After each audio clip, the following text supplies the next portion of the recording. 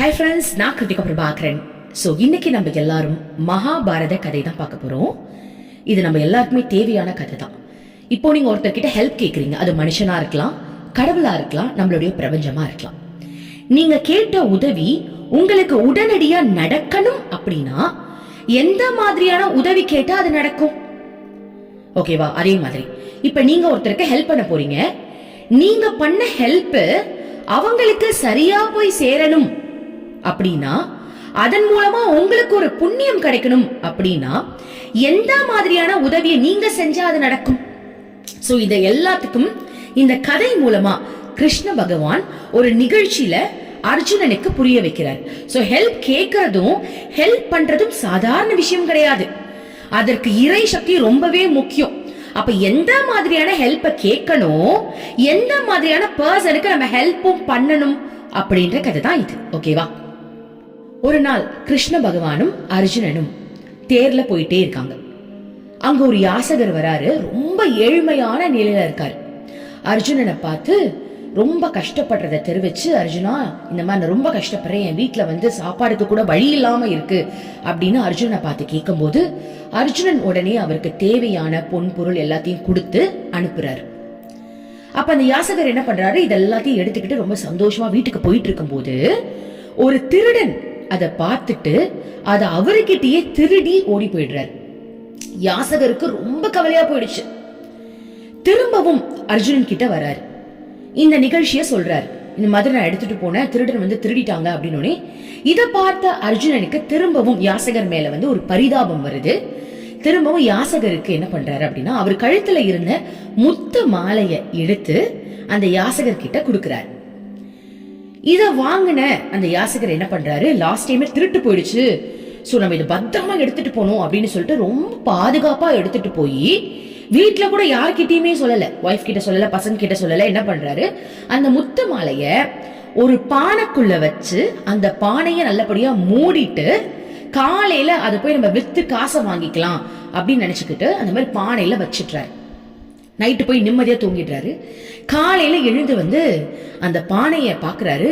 பானை இருந்த இடமே இல்ல, பானையே இல்ல. அங்க ஒரே பயமாயிடுச்சு. ஐயோ பானைய காணுமே, பானை காணும்னா ஒய்ஃப் தான் எடுத்துட்டு போயிருப்பாங்க, சரி மனைவிதான் ஆத்துக்கு எடுத்துட்டு போயிருப்பா அப்படின்னு சொல்லிட்டு ஓடுறாரு. ஓடி போனா எதிர்க்க மனைவி ஆத்துல இருந்து அப்பதான் எழுந்து அப்படியே நடந்து வராங்க. வந்த உடனே பானையை இறக்கு இறக்கு இறக்குன்னு சொல்லிட்டு உள்ள போய் பார்த்தா பானையில முத்து மாலை இல்ல. உடனே அவருக்கு ரொம்ப கவலையாயிடுச்சு. இந்த மாதிரி சொல்றாரு, நான் இதுல முத்து மாலை வச்சிருந்தேன், அது எங்க போச்சு அப்படின்னு கேட்கும் போது எனக்கு தெரியாது, நான் இதுலதான் தண்ணி மொண்டேன் அப்படின்னு அவர் சொல்றா. அப்ப அவருக்கு புரிஞ்சிடுச்சு, ஓகே ஆத்துல முத்து மாலை நழுவி போயிடுச்சு. அப்ப இந்த ஹெல்ப்பும் அவருக்கு பிரயோஜனம் இல்லாம போயிடுச்சு. ரொம்ப கவலையோட வீட்டுக்கு வராரு. அப்போ திரும்பவும் அர்ஜுனன் கிட்ட கேட்க முடியாது. ஏன்னா 2 வாட்டி கேட்டு அதை நம்ம ஒழுங்கா பாத்துக்கல. திரும்பவும் அதை கேட்கறதுக்கு எனக்கு தகுதியே இல்ல அப்படின்னு நினைச்சுக்கிட்டு அவர் கேட்கல. ஒரு 3ஆவது நாள் அப்படியே ரோட்ல நடந்து போறாரு. இவரை பார்த்த அர்ஜுனன் திரும்பவும் அர்ஜுனனும் கிருஷ்ணனும் பாக்குறாங்க. அர்ஜுனன் இவரை பார்த்துட்டு, என்ன இவருடைய முகம் இன்னும் வாடி இருக்கு, அப்ப இன்னும் வேற ஏதோ நடந்துடுச்சு போல் இருக்கு அப்படின்னு நினைச்சுக்கிட்டு யாசகரை கூப்பிடுறாரு. இங்க வாங்க, என்ன ஆச்சு அப்படின்னு கேட்கும் போது யாசகர் நடந்த விஷயங்களை சொல்றாரு. சொன்ன உடனே அர்ஜுனனுக்கு பெரிய கேள்வி வருது. இது என்ன, இது ஆச்சரியமா இருக்கு, நான் அவ்வளோ ஹெல்ப் பண்ண, ஆனா ஒண்ணு கூட இவருக்கு போய் சேரலையே அப்படின்னு சொல்லிட்டு கிருஷ்ண பகவான் கிட்ட கேக்குறாரு. கிருஷ்ணரே, இது என்ன, இது இந்த மாதிரி நடக்குது, இது கண்டிப்பா ஏதோ ஒரு காரணம் இருக்கு அப்படின்னு சொன்ன உடனே கிருஷ்ணர் சிரிச்சுக்கிட்டே என்ன பண்றாரு, அவர்கிட்ட இருந்த ஒரு கம்மியான காசுன்னு வச்சுக்கோங்க, ஒரு காயின் தான், அது பெரிய விலைலாம் இருக்காது, அந்த காயினை எடுத்து இந்த யாசகர் கையில கொடுக்கிறாரு. யாசகர் என்ன நினைக்கிறாரு அப்படின்னா, அவர்கிட்ட அவர்தான் நினைச்சிட்டாரு இல்லையா, திரும்ப நம்ம கேட்கறதுக்கு எந்த தகுதியும் கிடையாது அப்படின்னு நினைச்சுக்கிட்டு, பரவாயில்ல கொடுத்த காசு இருக்கு சந்தோஷம் அப்படின்னு நினைச்சுக்கிட்டு அதை வாங்கிக்கிறாரு. உண்மையாவே சொல்லணும் அப்படின்னா அந்த காயின்ல அவருடைய வறுமைக்கு அந்த காசுல ஒண்ணுமே பண்ண முடியாது. 2 வாழைப்பழம் வேணா வாங்கலாம், வேற எதுவுமே பண்ண முடியாது. இருந்தாலும் நம்ம திரும்ப கேட்க முடியாதுல்ல, அந்த ஒரு காரணத்தினால அவர் அதை எடுத்துக்கிட்டு நடந்து போறாரு. அர்ஜுனன் கேக்குறாரு, கிருஷ்ணரே என்ன பண்ணிருக்கீங்க அப்படின்னு கேட்டோடனே கிருஷ்ணர் சொல்றாரு, இனிமேலுக்கு நடக்க போறத மட்டும் நீ வேடிக்கை பாரு, நம்ம இந்த யாசகர் பின்னாடியே போவோம் அப்படின்னு சொல்லிட்டு 2 பேரும் யாசகர் பின்னாடியே போறாங்க. யாசகர் போயிட்டே இருக்காரு. அப்போ ஒரு ஆறு குளம் வருது. அந்த குளத்துல வந்து ஒருத்தர் மீன் பிடிக்கிறார். மீன் பிடிச்சு வியாபாரம் செய்யறவர் போல் இருக்கு. ஒரு மீன் வந்து துடிக்குது. அப்பதான் எடுத்திருக்காரு போல. ஒரு மீன் வந்து கையில வச்சிட்டு இருக்காரு. அது துடிக்குது.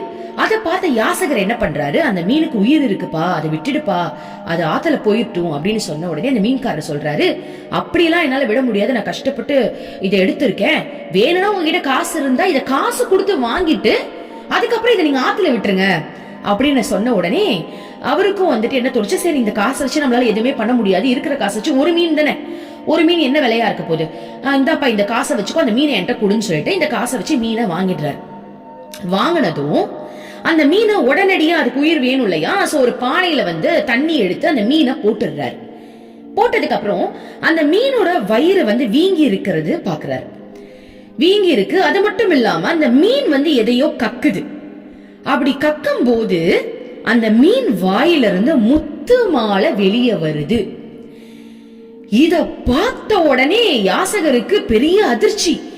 என்னது, நான் நேத்து பானையில போட்ட இந்த முத்து மாலைய ஏன் மனைவி எடுத்துட்டு போய் ஆத்துல தண்ணி எடுக்கிறன்ற பேர்ல முத்து மாலைய ஆத்துல விட்டுட்டு அந்த முத்து மாலைய இந்த மீன் முழுங்கி இந்த மீன்காரரை புடிச்சு கடைசியில இந்த மீன்காரர்கிட்ட நான் காசு கொடுத்து அந்த மீனை வாங்கி அந்த மீன் வந்து இந்த முத்து மாலையை கக்கிடுச்சு அப்படின்ற ஒரு சந்தோஷத்துல கிடைச்சிருச்சு கிடைச்சிருச்சு கிடைச்சிடுச்சுன்னு கத்துறாராம்.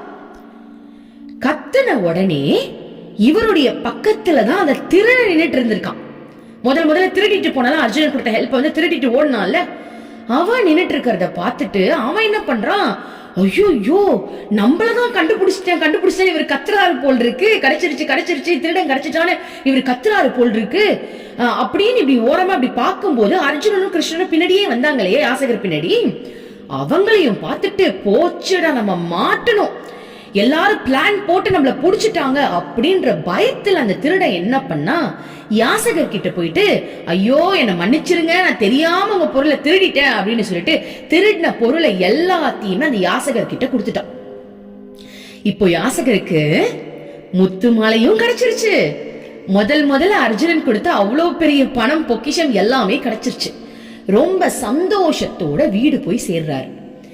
இத பார்த்த அர்ஜுனன் ஒரே அதிர்ச்சியில கிருஷ்ணரை பார்த்து, கிருஷ்ணரே இங்க என்ன நடக்குது அப்படின்னு கேக்குறாரு. அதுக்கு கிருஷ்ண பகவான் சொல்றாரு, நீ முதல்ல அவனுக்கு உதவி செய்யும் போது அவனுடைய நோக்கம் ரொம்ப சுயநலமா இருந்துச்சு, ஓகேவா? அந்த பணத்தை வச்சு அவனை பத்தி மட்டுமே அவன் யோசிச்சான். சரி, அவன் வறுமையில இருக்கிறதுனால அவனை பத்தி யோசிக்கிறது சகஜம்தான், மூணாவது மனுஷங்களை பத்தி அந்த நேரத்துல யோசிக்க முடியாது. ஆனா அவன் செஞ்ச கர்மான்னு சிலது இருக்கும் இல்லையா, ஏதோ ஒரு பிரிவில் அவன் ஏதோ சில மிஸ்டேக்ஸ் பண்ணிருக்கான், அந்த ஒரு விஷயம் தான் இவனுக்கு ரிட்டன் நடக்குது இல்லையா. அப்ப அந்த கர்மா கழிஞ்சாதான் யார் அவனுக்கு உதவி செய்யணும்னு நினைச்சாலும் அந்த உதவி வந்து அவனை போய் சேரும். அப்ப அவன் என்ன பண்றான், நான் கொடுத்த காசை வச்சு அவனுக்கு கிடைச்ச ஒரு விஷயத்துல, அவனுக்கு கிடைச்சத ஒரு காசுல ஒரு மீனோட உயிரை அவன் காப்பாத்தினான். அப்ப அவனுடைய எண்ணம் வந்து சுயநலமா இல்ல, பொது நலமா மாறிடுச்சு. அப்போ கிடைச்ச உதவிய வச்சு எவன் ஒருவன் பொது நலமா யோசிக்கிறானோ அந்த உதவிய கடவுளே நேர்ல வந்து செய்வாரு, ஓகேவா? அவன் அது அந்த மாதிரி பொது நலமா யோசிக்காம எனக்கு காசு வேணும், எனக்கு இந்த பிரச்சனை தீரணும், எனக்கு எனக்கு எனக்கு அப்படின்னு அவனை மட்டுமே சிந்திக்கிறான் அப்படின்னா அவனுக்கு உதவி எப்ப கிடைக்கணும்னு இருக்கோ அப்பதான் கிடைக்கும். ஏன்னா அவனுடைய கர்மாக்கள் அங்க தடுக்கும். அப்போ சுயநலமா யோசிக்கிறத விட்டுட்டு எப்ப ஒருவன் பொது நலமா யோசிக்கிறானோ அன்னைக்கு அவன் என்ன கேட்டாலும் கிடைக்கும் அப்படின்னு சொன்னாராம். இப்ப புரியுதா?